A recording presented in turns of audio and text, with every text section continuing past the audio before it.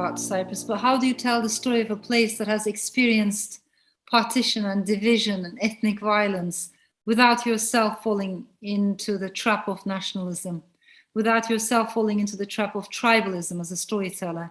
So I didn't know how to approach the story for a long time until I found the voice of the fig tree. And somehow thinking about the tree through the perspective, or thinking about the story through the perspective of a tree, gave me a longer, maybe a longevity, that because trees live longer than us. They were here before us, and they will probably be here after we've all gone. And I'm very interested in roots. What does it mean to be uprooted, almost deracinated, rootless or rerouted? So it gave me also a chance to think more closely about being an immigrant, displacement, belonging and non-belonging. The tree had this wonderful detachment too, because using the tree, you can sort of step back and look at human beings and all their folly, can't you? Indeed, because I mean, I think that they're remarkable. Trees are remarkable in general, but fig trees in particular, they sustain an entire ecosystem the whole year round, you know, and not just one season. Don't they have their, I think each, Colin Tudge told us that each fig tree has its own, each sort of variety of fig tree has its own variety of wasp. Absolutely. Which sort of hangs around there.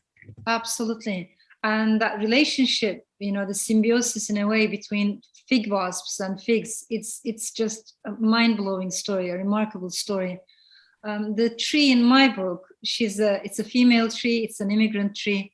And if I may add this, when I lived in the US, in America, I used to teach at the University of Michigan, and Ann Arbor was very cold. And I met these Italian-American families who would bury their fig trees. They would dig a trench in the ground, and then this vertical tree would become horizontal after being pruned. And then come next spring, they would unbury the tree again. So that metaphor of burial and unburial, of secrets of the past, is also crucial if you're telling the story of Cyprus. The tree is quite sort of sexual.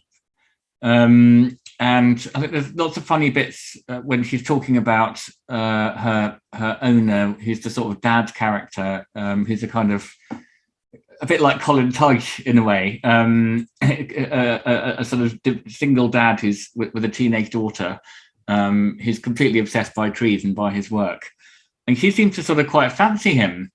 And I love these little light touches. When he approaches, you say, the tree says, "I tilted my branches in appreciation." And the tree also had these lovely memories of being sort of involved in a kind of a pub when she lived on Cyprus. Where does that come from? That idea that actually when he's burying her, the way she talks about the way he touches her is quite sort of erotic and almost erotic. Yeah, well, this is a tree in love, you know, a tree in love with a human being. But of course, without reading the story, all of this might sound quite surreal.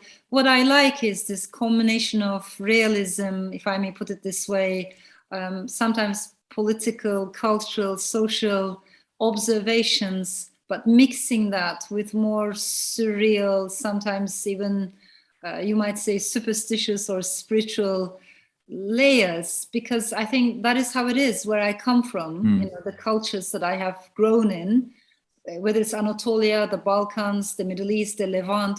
I'm very interested in oral storytelling. I have a lot of respect for the Western canon of the novel, but I would love my work as best as I can to bridge that world with the oral storytelling traditions of the Middle East and Anatolia. And that's a very different world in which water speaks, you know, the trees murmur or the wind whispers. So nature speaks all the time, sometimes even screams. I don't belittle oral culture, and maybe partly because I was raised by a grandmother who was a bit like that. Her house was full of superstitions. So there's a part of me that likes to weave these different storytelling traditions.